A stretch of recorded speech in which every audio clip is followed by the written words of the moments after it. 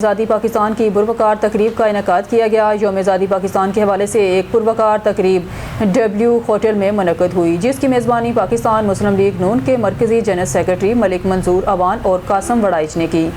तकरीब के मेहमान सूसी चिश्तियाँ से रुकन कौमी असम्बली और वफाकी पार्लिमानी सेक्रेटरी बराए ओवरसीज़ पाकिस्तानी चौधरी एहसानुल हक बाजवा थे।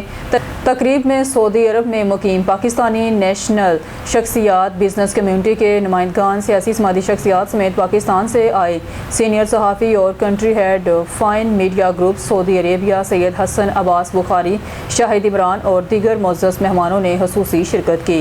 तकरीब के दौरान पाकिस्तान की आज़ादी की मुनासबत से मिली नगमे पेश किए गए, जिनसे तकरीब का माहौल हुब्बुल वतनी के जज्बे से सरशार हो गया।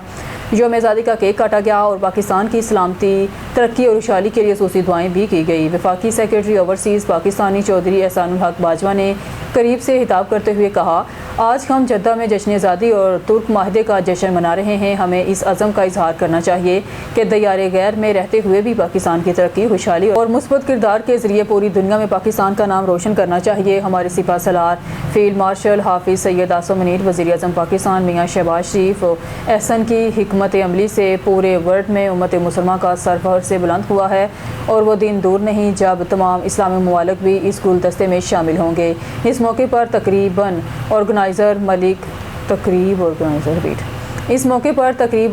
मलिक मंजूर अवान ने मोअज़्ज़ज़ मेहमानों का शुक्रिया अदा किया। तकरीब में मेहमानों ने अपने ख़यालात का इजहार करते हुए क्या कहा, आइए आपको सुनवाते हैं।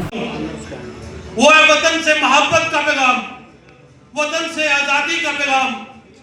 कि आप जरा सोचें, आप हम वापस जाते हैं 14 अगस्त 1947 से पहले का वक्त देखें तो जब 13 अगस्त की रात थी तो कोई बहन अपने भाई से बिछड़ रही थी, कोई माँ बाप अपने बच्चों को छोड़ जा रहा था, कोई बच्चे अपने माँ बाप से जुदा हो रहे थे, पूरी धरती लहू लहान थी। मकसद एक था कि हमने आजाद वतन में जाकर रहना है, मकसद एक था कि हमने वतन की महत्ती में जाकर रहना है, मकसद एक था कि जहाँ पे ला इलाहा इल्लल्लाह का पैगाम है, जहाँ पे अल्लाह सुब्हानहू तआला का कायम करदा निजाम है, हम उस मिट्टी में जाकर जीना है। हमने शहादतों को देखा, हमने गाजियों को देखा, लेकिन एक चीज पाई हमने 14 अगस्त 1947 को, वो ये थी कि आजाद पाकिस्तान जिसका ख्वाब अल्लामा मोहम्मद इकबाल ने देखा, जिसकी बुनियाद, जिसको पाया तकमील तक क़ायद आज़म मोहम्मद अली जिन्ना ने बचाया, हमने उसी वतन से, उसी पाकिस्तान से हमेशा मोहब्बत करनी है। और आज हमने अपना मुहासबा भी करना है कि क्या हम उन शहीदों को, उन गाजियों के, उन जो क़ायद आज़म मोहम्मद अली जिन्ना की जो मेहनत है वो रायगां तो नहीं गई। हमने देखना है कि एक उस्ताद मुकम्मल तौर पे ईमानदारी से अपना काम सरंजाम दे रहा है। हमने देखना है कि एक सिपाही जो अपनी जिम्मेदारी पूरी कर रहा है, हमने देखना है कि एक बिजनेसमैन अपनी जिम्मेदारी पूरी कर रहा है। हमने हमेशा एक काम जरूर करना है, वो है मोहब्बत का, अमन का पैगाम देना है, हर जगह पे फैलाना है और पाकिस्तान का नाम हमेशा रोशन करना है। हमने पाकिस्तान के लिए अपनी किसी भी कुर्बानी से दरेग नहीं करना, इंशाअल्लाह ताला। पाक सऊदी दोस्ती जिंदाबाद, पाक सऊदी दोस्ती इंशाअल्लाह। मैं समझता हूँ कि मुत्तहिदा अरब अमारात में जितने सऊदी अरेबिया हमारे पाकिस्तानी रहते हैं, उसमें सऊदी अरेबिया है, यूएई है और तमाम अरब कंट्री हैं।